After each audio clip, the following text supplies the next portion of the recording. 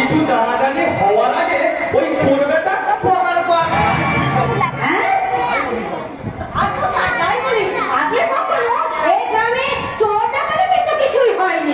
কলিকাল গিনিমা, ঘোর কলিকাল। এই বিজ্ঞানে জ্ঞানের আলোকে এই মানুষগুলো আলোচিত না হলে কি হবে? বিজ্ঞান কিন্তু তাকেই পাল্টে দিয়েছে।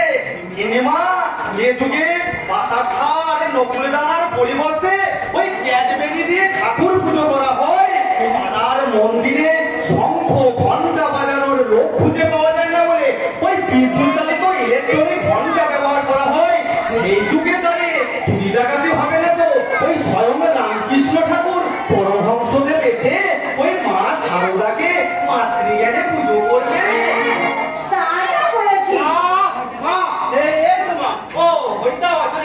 ভয়ানক কাণ্ড হয়ে গেছে, ভয়ানক কাণ্ড হয়ে গেছে।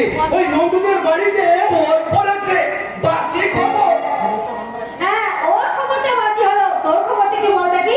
মানে তোর কলেজ থেকে ফিরতে এত দেরি হলো কেন? ওই না মানে ওই ট্রেন লেট ছিল। হ্যাঁ, এখন তো দেখছি প্রতিদিনই তোর লেট ট্রেন লেট থাকে। যত দিন যাচ্ছে তুই যেন তত দেরি করে বাড়ি ফিরছি। কাল সকালে তোর জামা কাপড় কাছ থেকে তোর পকেটে একটা সিগারেট পেয়েছি। বলি ব্যাপারটা কি? লেখাপড়া থেকে তোর কতক্ষণ উন্নতি হচ্ছে তা জানি না, তবে তোর অবনতিটা হচ্ছে সেটা আমি ভালো করেই পেয়েছি। কোনো অজুহাত আমি শুনতে চাই না। এ কথাটা যদি তোর দিদির কানে যায় তাহলে কি হবে সেটা তুই বুঝতে পারছিস? দিদিকে বলো না প্লিজ। ওই বড় দিদিমণির কাছে সব বেটাই জব্দ।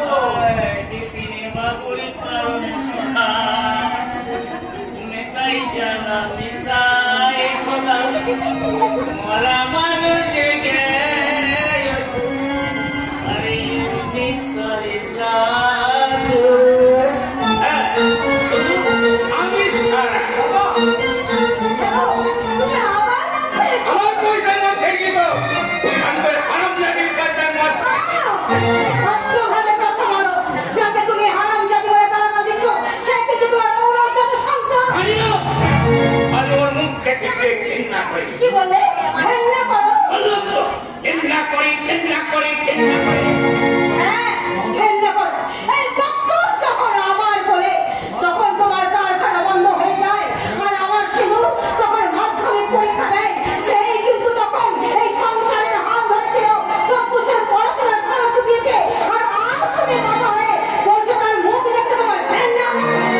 ঠিক আছে, এতদিন যা হওয়া হয়ে গেছে, এবারে সংসারের দায়িত্বটা আমি নেব। বাড়িতে টাকা পেয়েছে নাকি কথা বলবো? আরে হন দাদা, কাঠ পেয়েছি কাঠ।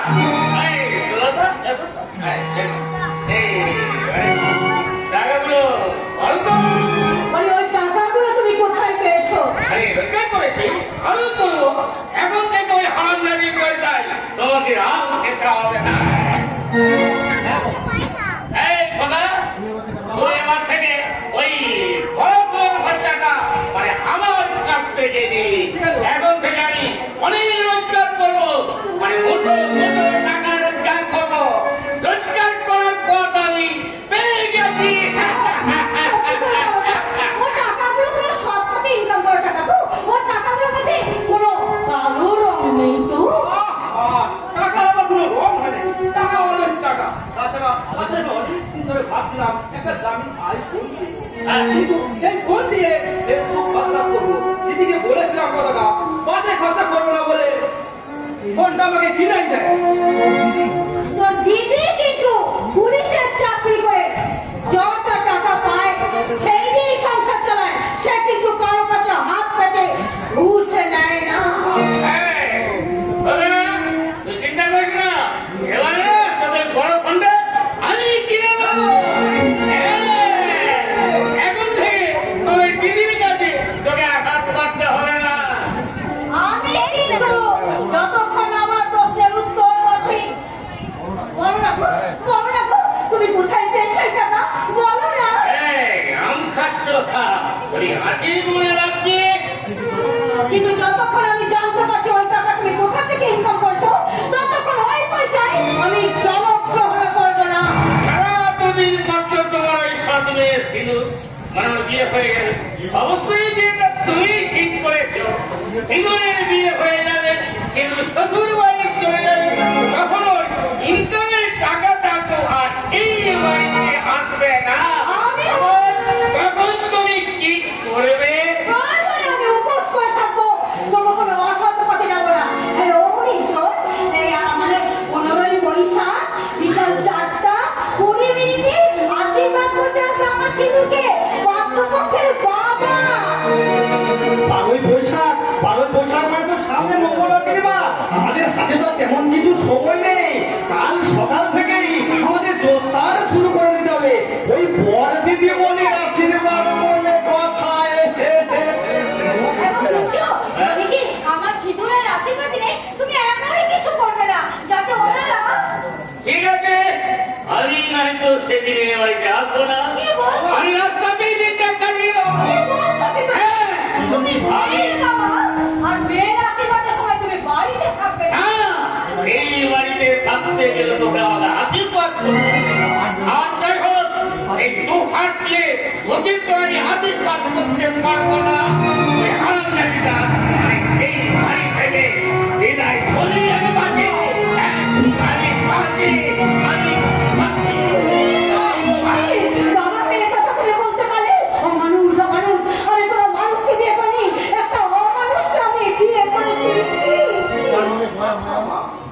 আমার জ্ঞান হওয়ার পর থেকে আমি দেখছি বাবা দিদিকে একেবারে সহ্য করতে পারে না। কেন মা, কেন? কারণ আছে রে, কারণ আছে। তাই তো সেই কারণটা আজ আর নতুন করে তুলে কোনো লাভ নেই। সেটাকে একটা পাথরে চাপা দিয়ে রেখে হয়েছে, সময় হলেই সেটা ঠিক বেঁচে চলবে বাবা। এমন কারণ মা যে নিজের সন্তানকেও বলা যাবে না। ওরে এখনো সব না জেনে ঠাকুরের কাছে শুধু প্রার্থনা কর, মেয়েটা কাছে শান্তিতে থাকে। মেয়েটা সারা জীবন বিশ্বাস করে এই সংসারের টাকা করে নিজেকে পিছিয়ে দিয়েছে। তাই তো আজ তার সুখের দিন, শুধু একটা স্বামীর সুখ, একটা সংসারের সুখ, স্বামীর ঘরের সুখ। ওগো ঠাকুর, সেই সুখ থেকে তুমি আমার মেয়ে সিঁদুরকে দিল। বঞ্চিত করো না ঠাকুর, আমার সিঁদুরকে তুমি বঞ্চিত করো না। আমার সিঁদুরকে তুমি বঞ্চিত করো না।